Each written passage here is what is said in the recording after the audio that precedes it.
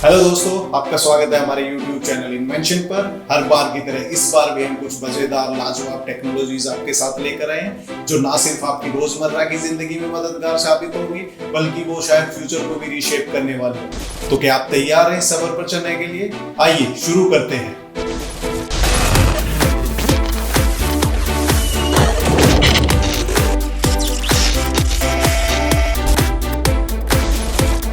तो दोस्तों, आज की इस वीडियो में हम आपको दिखाएंगे मॉडर्न टेक्नोलॉजी से जुड़े कुछ ऐसे गैजेट जो कि खास तौर पर अपनी शेप्स और डिजाइन के लिए जाने जाते हैं। तो शुरुआत करते हैं आज की सीरीज की।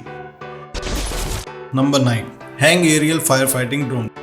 ड्रोन के इस्तेमाल तो आज काफी जगह पर किया जा रहा है, लेकिन ऐसे ड्रोन की बात करें जिसका इस्तेमाल फायर फाइटिंग ड्रोन के रूप में किया जाए। जी हाँ, ये ड्रोन कुछ ऐसा ही है। वेट में बेहद हैवी ड्रोन को अपने इसी काम के लिए जाना जाता है।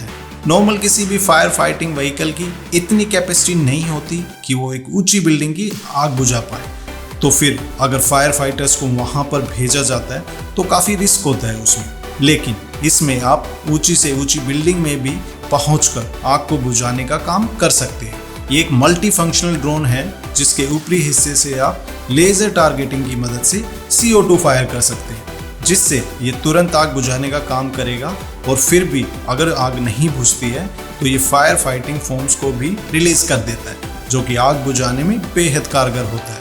तो ये ड्रोन बहुत एडवांस होता है, खास तौर पर ये ह्यूमन रिस्क को कम करता है फायर फाइटिंग जैसी सिचुएशन में। तो आप कमेंट करके बताइए कि इस तरीके के ड्रोन आपको कैसा लगा।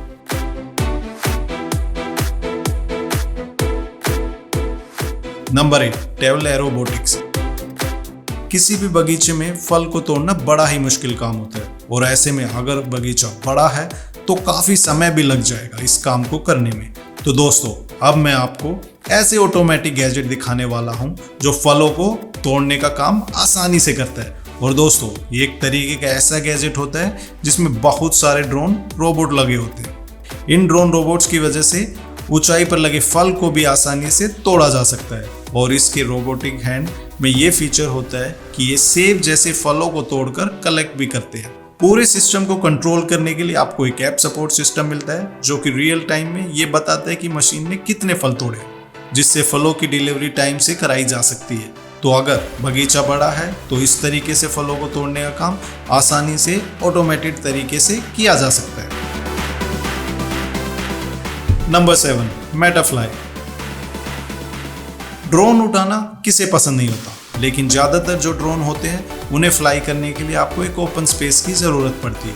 यानी एक ड्रोन को आप अपने कमरे में आसानी से उड़ा नहीं पाएंगे। लेकिन अगर ऐसा ड्रोन मिले आपको जिसे आप अपने रूम में भी फ्लाई कर सकें तो मेटाफ्लाई खास तौर पर इसी पर्पज़ के लिए जानी जाती है।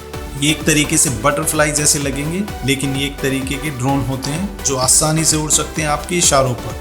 इसके साथ आपको एक कंट्रोलर मिल जाएगा जिससे कि आप इससे एक लंबे समय तक फ्लाई कर पाएंगे। इसमें ग्लाइडिंग का फीचर भी मिल जाएगा जिससे आप इसे बर्ड की तरह फ्लाई भी करा सकते हैं। तो इस तरीके के गैजेट का इस्तेमाल एक स्पाई कैमरे की तरह भी किया जा सकता है, जो कि हमारी आर्म फोर्सेस वगैरह के लिए बेहद यूजफुल रहेगा। तो दोस्तों, कमेंट करके बताइएगा कि कैसा लगा ये गैजेट आपको। और जब आर्म फोर्स की बातें हो गई हैं तो जय हिंद तो लिखना बनता है।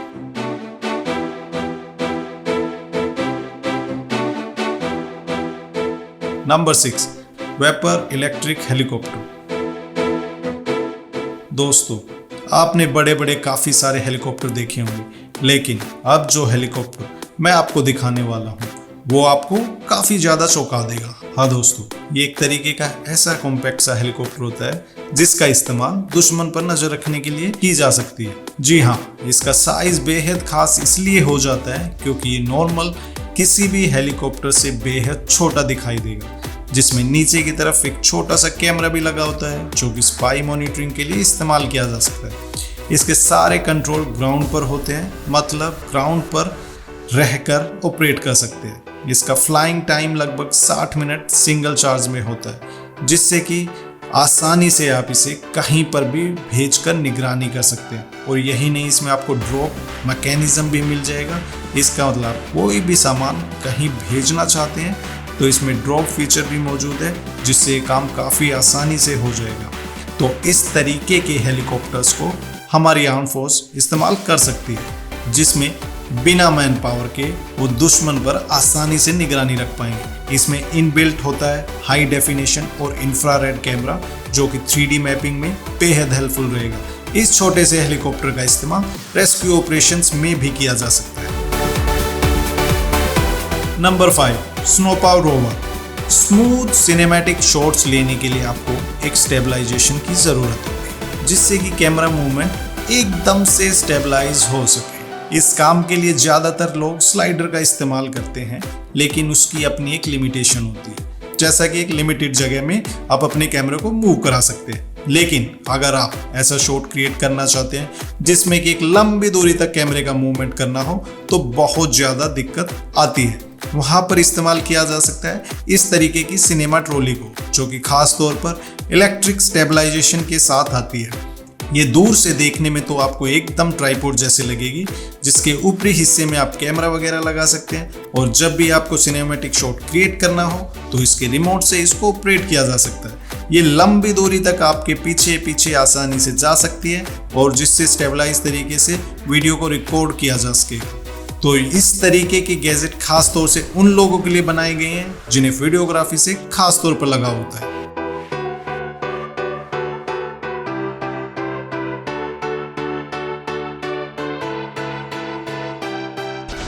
तो दोस्तों, इस वीडियो में अभी तक आपको दिखाए गए डिमेंशन कैसे लगे, प्लीज कमेंट बॉक्स में लिखना ना भूलें। लेकिन ये एपिसोड अभी इधर ही खत्म नहीं होता है, आगे भी बहुत कुछ है, चलिए देखते हैं। Number 4, bike conversion kit. आजकल ई बाइक्स का चलन काफी तेजी से बढ़ रहा है, लेकिन अगर हम ई बाइक्स की बात करें तो देखा जाए तो वो काफी ज्यादा कॉस्टली पड़ जाती है। तो अब मैं आपको ऐसा गैजेट दिखाने वाला हूँ जिससे कि आप अपनी ट्रेडिशनल बाइक को भी ई बाइक में कन्वर्ट कर सकते हैं। जी हाँ दोस्तों, ये एक तरीके का एक ऐसा गैजेट होता है जिससे आप किसी भी नॉर्मल एग्जिस्टिंग बाइक में इंस्टॉल कर सकते हैं। इसके बाद आपकी नॉर्मल साइकिल एक ई बाइक में बदल जाएगी।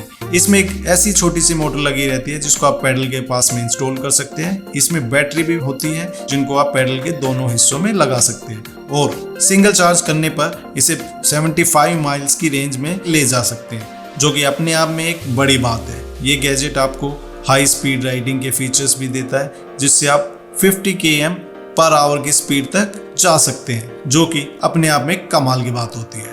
तो इस छोटे से गैजेट की मदद से आप अपनी नॉर्मल बाइक को भी ई बाइक में बदल पाएंगे, जो कि मुझे भी पर्सनली काफी इंटरेस्टिंग लगा है। नंबर 3, बायोनिक क्रे एक्स। एक वर्कर को अपनी डेली रूटीन में काफी सारे भारी भरकम सामान को उठाना होता है, जिसकी वजह से हाथ पैरों में दर्द होना एक बहुत कॉमन सी प्रॉब्लम होती है। इसी प्रॉब्लम को देखते हुए खास तौर पर एक गैजेट को बनाया गया है, जो कि आपके लिए एक सपोर्ट सिस्टम के तौर पर काम करेगा। यानी जब भी आप कोई भारी भरकम सामान उठाएंगे तो ये पीछे की तरफ से आपको सपोर्ट देता है, जिससे इस सामान को उठाना बेहद आसान हो जाएगा। यानी कि इस तरीके का गैजेट एक तरीके से बनाया गया है एक हेल्पर के तौर पर, जो कि भारी सामान को उठाने में आपको बेहद हेल्पफुल रहेगा। इस तरीके का सिस्टम का इस्तेमाल बड़ी बड़ी फैक्ट्रीज और गोडाउन में किया जा सकता है, जहां पर वर्कर्स को काफी भारी भरकम सामान उठाना पड़ता है। तो ये बेहद हेल्पफुल होने वाला है। Number 2, small turbine for hydro power. दोस्तों, पानी से बिजली बनाने के लिए नदियों में डैम बनाए जाते हैं, जिनके फ्लो को कंट्रोल करके टर्बाइन पर रिलीज कर दिया जाता है। टर्बाइन तेजी से घूमने लग जाती है और बन जाती है हाइड्रो पावर इलेक्ट्रिसिटी। लेकिन ऐसे काम तो बड़े बड़े डैम में ही किया जाता है। अगर छोटे बड़े झरने वगैरह से ये काम करवाना चाहते हैं तो इस तरीके के सिस्टम की वजह से ये पॉसिबल हो सकता है। तो एक तरीके की मिनी टर्बाइन होती है, जिसे खास तौर पर छोटी जगह के लिए ही बनाया गया है। इस टर्बाइन पर जैसे ही पानी का फ्लो बढ़ता है तो ये काफ़ी तेज़ी से घूमने लगती है, और ये एक पुली के सहारे जनरेटर को रोटेट करवाती है, जिससे कि आसानी से बिजली बन सकती है। जी हाँ, इस तरीके की मशीन का इस्तेमाल ऐसी जगह पर किया जा सकता है जहाँ पर आज भी बिजली नहीं पहुँच पाई है, और इसके लिए कुछ नहीं, इसके लिए आपको सिर्फ एक छोटी मोटी नदी या झरने की ज़रूरत पड़ेगी। तो दोस्तों, है ना बड़े काम की चीज़। Number 1, glow 80। हम अपने कंप्यूटर के साथ एक कीबोर्ड का इस्तेमाल तो करते ही हैं, लेकिन जो कीबोर्ड आता है उसमें सारे की एक फ्लो में लगी रहती है, यानी सीधे शेप में आपको सारी कीज देखने को मिल जाएंगी। पर लंबे समय तक रेगुलर कीबोर्ड को इस्तेमाल करना थोड़ा थका देता है। तो इसी प्रॉब्लम को देखते हुए खास तौर पर इस तरीके के कीबोर्ड को बनाया गया है, जो कि अपनी स्पेशलाइज शेप के लिए जाना जाता है। ये ऐसा कीबोर्ड रहता है जहां पर कीज को स्प्लिट कर दिया जाता है, यानी कि कीबोर्ड आपको 2 हिस्से में मिल जाएगा, जिसे आप अपनी सहूलियत के हिसाब से एडजस्ट कर सकते हैं। और इसमें इस तरीके से कीज को अरेंज किया गया है कि आप लंबे समय तक अगर इस कीबोर्ड का इस्तेमाल करते हैं तो तभी भी आपको थकावट नहीं होगी। तो दोस्तों, आप अगर जो ऐसा कीबोर्ड चाहते हैं जिसे आप लंबे समय तक यूज कर पाएं और आपको थकावट भी ना हो, तो इस तरीके का एर्गोनॉमिक कीबोर्ड बेहद इंटरेस्टिंग रहेगा। तो कमेंट करके बताइएगा कि ये कीबोर्ड आपको कैसा लगा।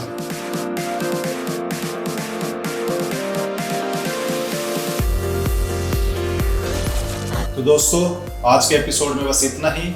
एपिसोड आपको कैसा लगा प्लीज कमेंट बॉक्स में लिखना ना भूलें। और अगर जो आप पहली बार इस चैनल पर आए हैं तो चैनल को सब्सक्राइब करना ना भूलें, और लाइक, कमेंट और शेयर तो बनता ही है दोस्तों। तो प्लीज आज के लिए इतना ही। Bye bye.